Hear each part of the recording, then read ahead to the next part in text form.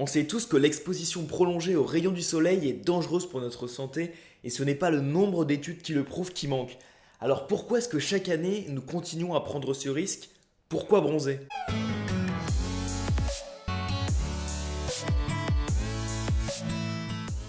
Premièrement parce que le bronzage est le témoin de notre goût du risque. Mais déjà le bronzage, qu'est-ce que c'est? Alors très simplement, le bronzage est un moyen de défense mis en place naturellement par notre corps en réponse à une exposition trop importante de notre peau aux rayons ultraviolets, ceux du soleil par exemple. Notre corps produit alors de la mélanine dont la particularité est d'absorber les rayons ultraviolets les plus puissants afin de protéger notre peau. Et c'est ce qui lui donne son teint mat. Et on voit dès lors tout le danger du bronzage. En effet, lorsqu'on est au soleil, on abîme notre peau, elle est exposée à des brûlures et elle doit se régénérer sans cesse. Et ça peut à terme provoquer des cancers. Et on voit dès lors que le bronzage est intimement lié au goût du risque chez l'homme. En effet, on remarque que l'homme a sans cesse besoin de confirmer sa supériorité en se risquant à diverses expériences, diverses actions. Et on peut remarquer ça dès le plus jeune âge avec les enfants. Donc je ne sais pas si vous vous souvenez avoir joué au jeu T'es cap, t'es pas cap, et ben c'est exactement ça. On a envie de se prouver à soi-même, de prouver aux autres qu'on est capable de faire la chose. Et c'est un peu ce qui se passe avec le bronzage. On a envie de se prouver qu'on est capable de bronzer, qu'on est capable de résister aux agressions du soleil et finalement que non, ça ne nous arrivera pas à nous. Deuxièmement, parce que le bronzage est un moyen de différenciation et d'appartenance à un groupe. Alors dans un premier temps, la mode était à la peau blanche. C'était en effet un moyen pour la classe aristocratique de se différencier des paysans qui étaient eux bronzés par leur travail dans les champs. Et ils utilisaient même des produits afin de conserver un teint clair comme de l'arsenic ou de la poudre de riz. Néanmoins, à partir du 19e siècle et de la révolution industrielle, les ouvriers se mettent à travailler en intérieur dans des usines et ne voient donc pas le soleil de la journée.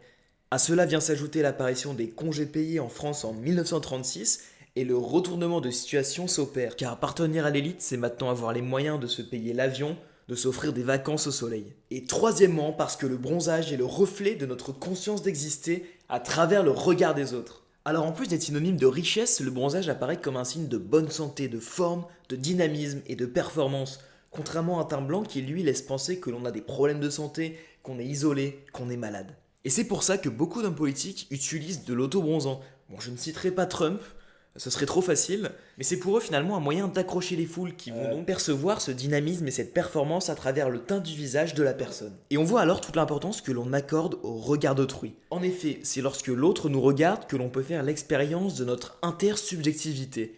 Il s'agit tout simplement de l'expérience par laquelle un homme se constitue, à la fois vis-à-vis des autres et de lui-même. Il a besoin des deux points de vue. D'ailleurs, dans L'être et le néant, Sartre nous dit qu'autrui est le médiateur indispensable entre moi et moi-même. Et donc pour revenir à l'exemple du bronzage, il n'a finalement strictement aucun intérêt pour moi en tant que tel.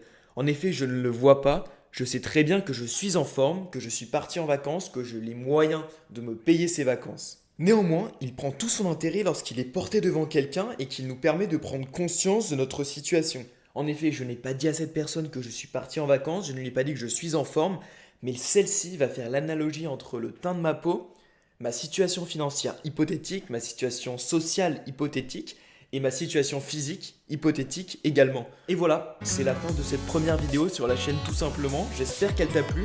Si c'est le cas, n'hésite pas à laisser un petit pouce bleu et à la partager avec tes amis.